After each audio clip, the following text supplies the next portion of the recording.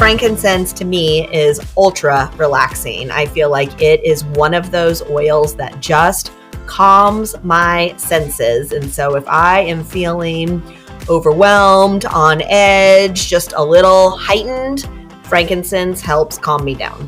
Welcome to the Bottle Poppin' Podcast, where Meg and Heather share their love for oils, friendship, and entrepreneurship. Let's get it poppin'. So Heather, what are we popping open today? We are popping open the king of oils. This is frankincense. I am guessing that the majority of people that are not even oil lovers yet have heard of frankincense one way or another. And I know of a lot of patients that have come into the office and said, "Oh, I'm on this new supplement. Have you heard of Boswellia?" And so even if they don't know the word frankincense, I'm guessing that most people know about its benefits.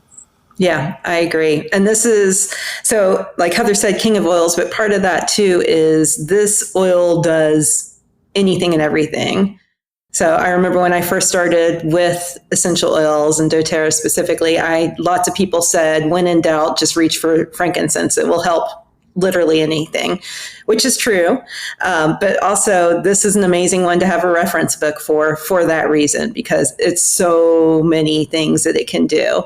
And most reference books will have multiple pages dedicated to frankincense because it can do so much for you. So if you don't have a reference book, we got you. We got a special tool for you. In the description of this podcast, we've got a link to our totally free essential oil reference book matchmaker. So make sure you check that out and get yourself the matchmaker so you know exactly which reference book would work best for you.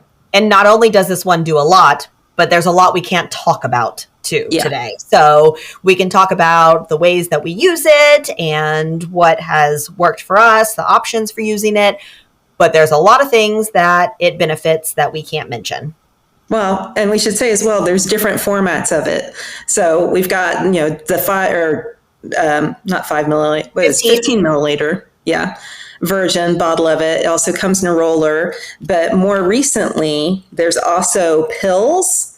And so this is really cool because it's got both the frankincense oil as well as the resin in it, and it looks really cool. And then there is a stick as well. So it's kind of like the Serenity stick, where it's like a shea butter base and you can rub it on anything, smells so good, and gives you all of the benefits as well.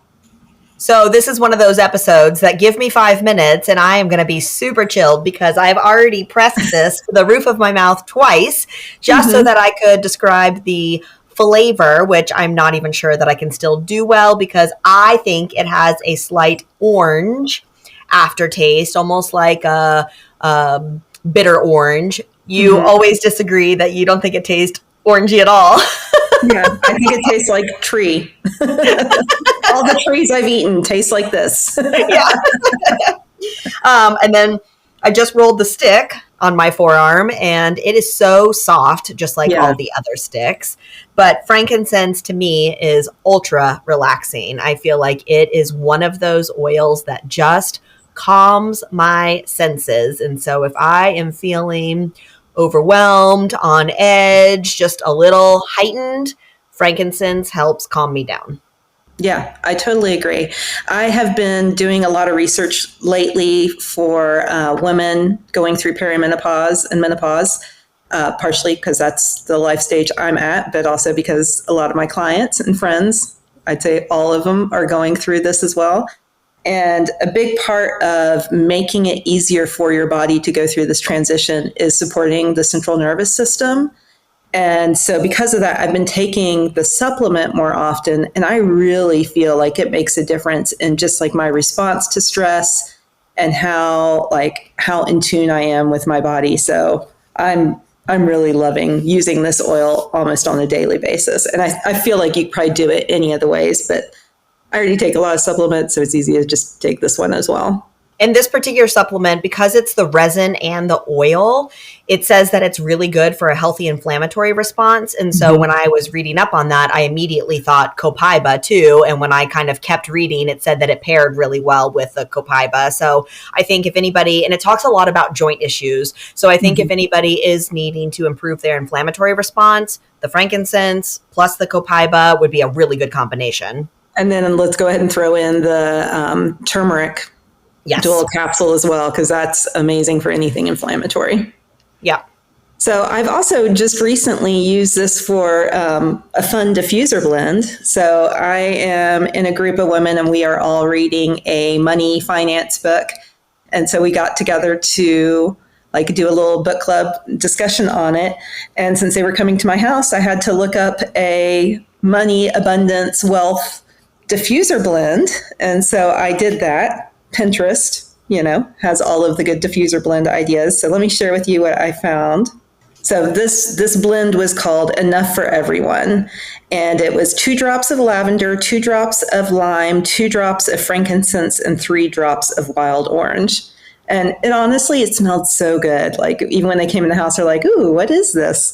So it was fun to share that. There are a lot of diffuser blends for wealth and abundance, just in case you're wondering. And most of them had oils that I don't necessarily love.